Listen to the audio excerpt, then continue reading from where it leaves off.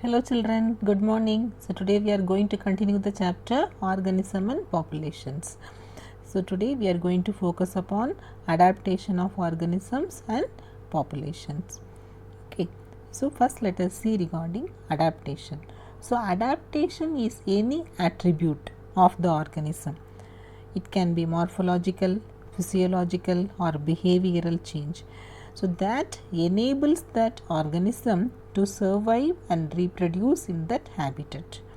That for example aquatic adaptation, xerophytic adaptation, so mesophytic adaptation. Okay children, so like that. So dry areas xerophytic. So then water, when the plants are living in water, they are showing aquatic adaptations. So even animals living in water also they show aquatic adaptations. So they are showing that adaptation to survive better in that habitat. Due to continuous exposure they develop. In the case of desert plants, they have thick cuticle on the leaf surface, so it prevents transpiration and they show sunken stomata. Apart from that, you see in the case of Opuntia and all, you studied in 11th class, the leaves are modified into spines to reduce transpiration. Okay, and also the stem, it has become succulent and it is able to do photosynthesis and it is takes the work of leaves. The same way, aquatic mammals and all, aquatic mammal, for example whales, they are showing adaptation to live in water. Yeah, okay. Then in the case of desert animals, what do? They can, in the case of desert lizards and all, what they can burrow inside the soil to hide and escape from the heat.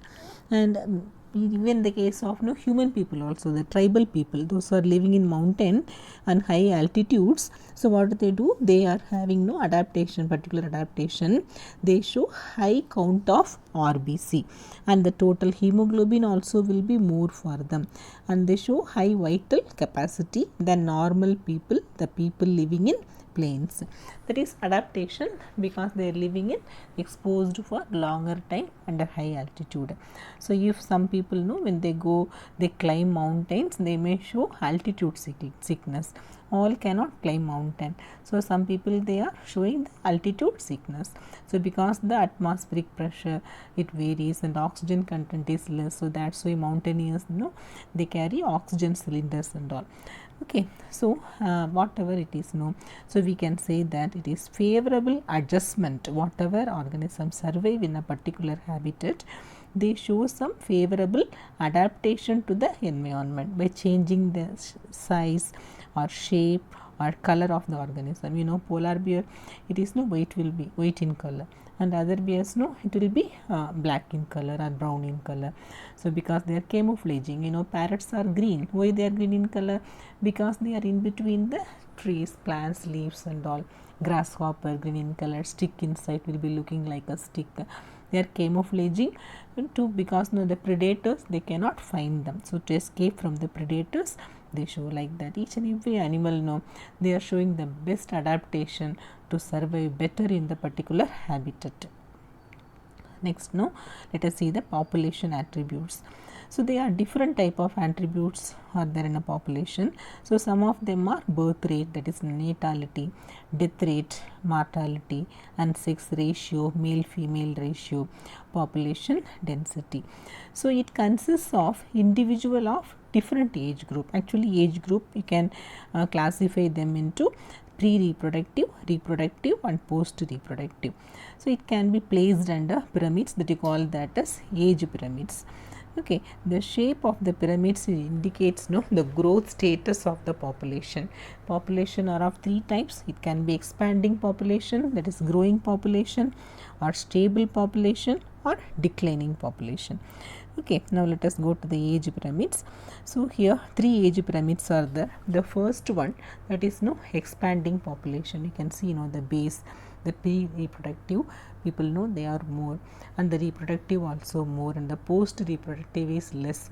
So when the pre-reproductive and the reproductive is more, because they are having the capacity to reproduce more, then the population will grow. That's why you call that as expanding population. Stable population, more or less everything is stable. So here there won't be much growth. That's why. And declining population. So here the reproductive and the pre-reproductive, no, you can see here it is less. So as it is less, so then automatically you can tell it is declining, because when the reproducing people are less, automatically offspring produced will be less. That you call that as declining population. In exam, children, these diagrams can be given and they can ask you to mark what type of population it is. Why is it like that? So you should be able to answer. Next one, population growth.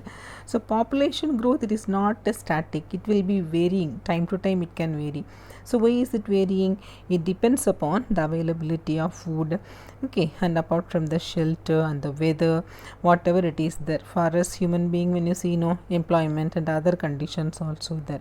So wherever you see here, even in the case of urban areas, metro cities and all, you can see more population. Why is it like that?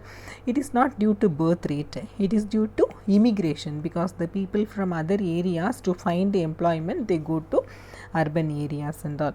Okay, children, so that is due to immigration. Actually, birth rate and immigration, it increases the population, and the death rate, that is mortality, and immigration, it decreases the population. Natality is birth rate, mortality is death rate, immigration is incoming population, immigration means outgoing population. These are the four main things it is main controlling the population growth. So natality, that is the birth in a particular place during a given period. Okay, for example, if you are taking a particular year or a month, accordingly it can be calculated. Same way mortality, that is the number of death in a particular area in a given period. It can be calculated, for example, when the offspring are having short lifespan, we can calculate for short period, for a week or for a day, for a month, like that. If they are having longer lifespan, then we have to go for years. Okay, and next is immigration, the number of individuals of the same species that have come into the habitat, incoming population. Immigration means outgoing population, we are going elsewhere. So due to the condition is not favorable, that is immigration. So here you can see in this flow diagram, plus means they are adding the population. So immigration and the population. Mortality and emigration, it decreases the population. Okay, children, sometimes this flow diagram can be given, they can ask you, they can give you blanks and they can ask you to fill up. It can come in 2 mark and 1 mark questions as well. So here consolidated weight has been given here. So in case when it is n is population density in a particular time you can write as t plus 1, then n t plus 1 equal to n t plus b I minus d plus e. So here birth rate and immigration, it increases the population, and death rate and emigration, that decreases the population. So by calculating, applying this formula, so you can find population density in a particular place. So here you need for this purpose you need birth rate, death rate, immigration and emigration. Okay, children, so hope you must have understood. So study these concepts. If there is any doubt, you can contact me. Thank you, children.